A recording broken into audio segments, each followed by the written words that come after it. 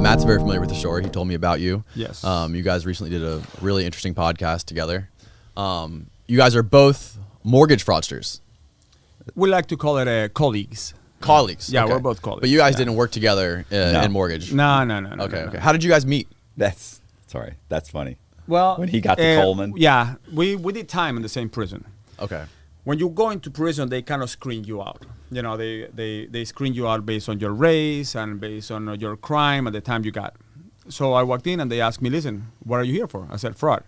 They said, how much money? 39 million.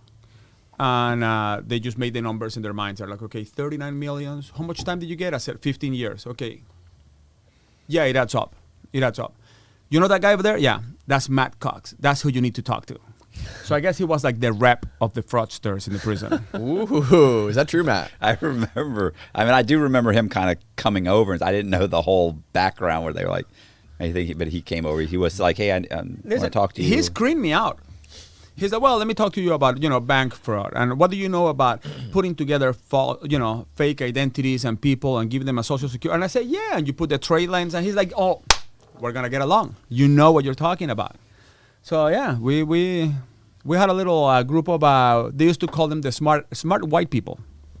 The smart white people. Yeah, and they will tell me like, listen, why don't you go play with the smart white people?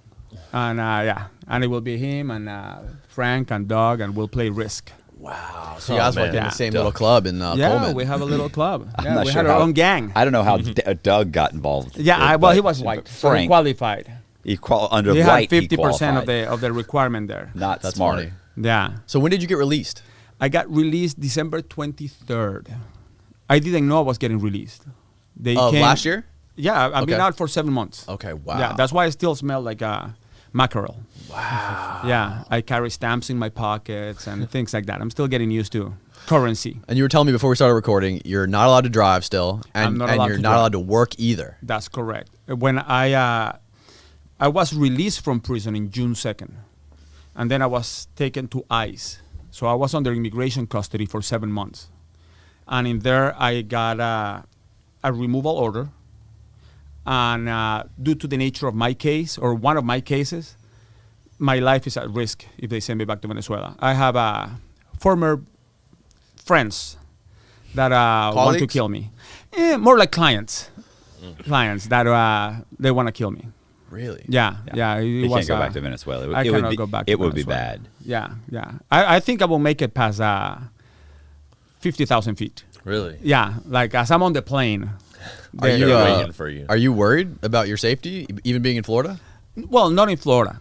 It's hardly ever you'll find somebody that will do the job. My kids were worried for a while, but definitely going abroad, it's a problem for me.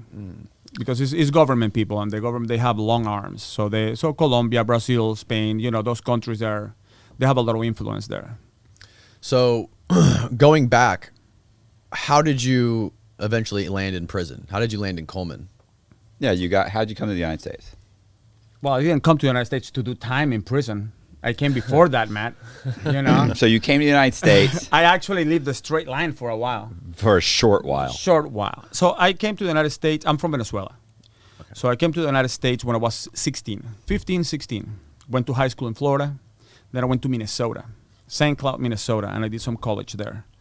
And I got into fraternities and partying, and, I was a dark-skinned guy in an all-white town, and, quite popular. Mm-hmm. And then I moved back to Orlando, and I didn't have any money. I didn't know what to do. I got my real estate license, and I started selling timeshare.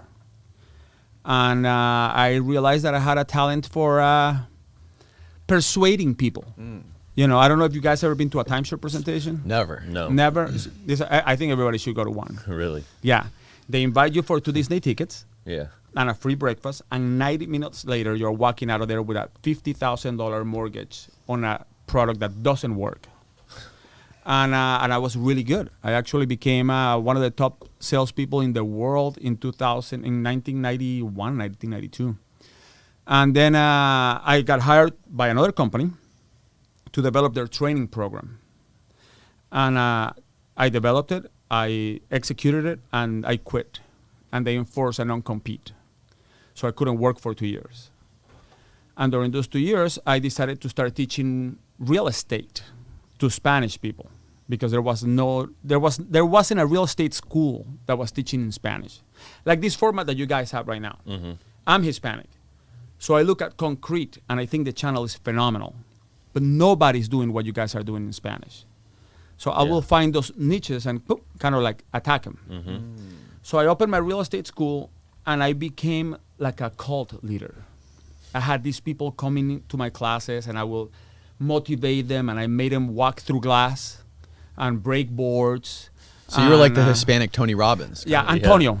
Antonio Antonio Robbins. Robino. Yeah, that's a whole story great. altogether. But yeah, so I had like a little cultish thing going, and I said, man, I can get these guys to sell for me. I can open like a real estate timeshare organization.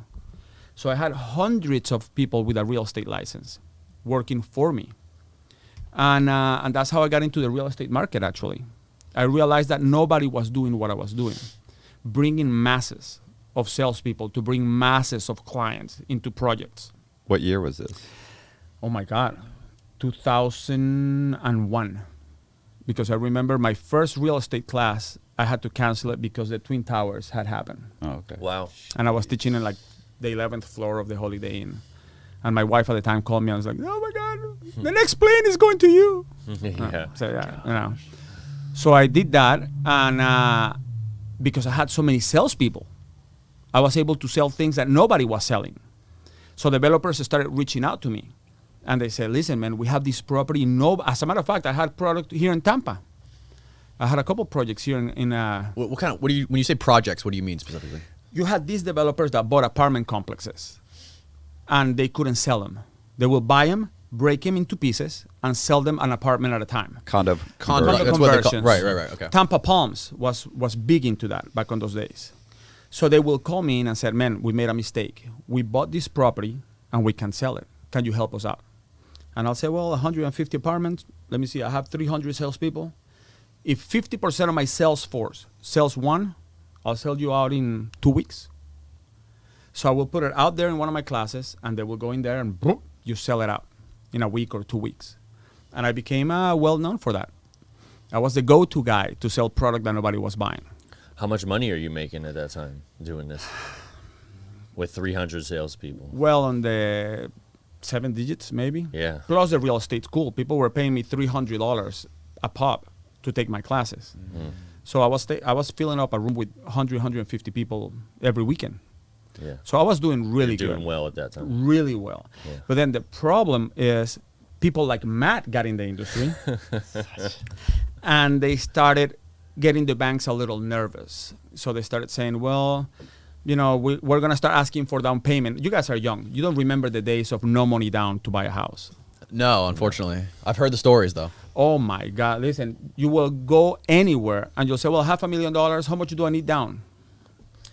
I don't know, $700 for the appraisal. And how about, you know, for the down payment? No, don't worry about it. We got it. Yeah. So everybody bought no money down. Then the banks said, listen, we're not going to take no money down anymore. We need 10%. We need 15%. Well, I had people on contracts with no money down.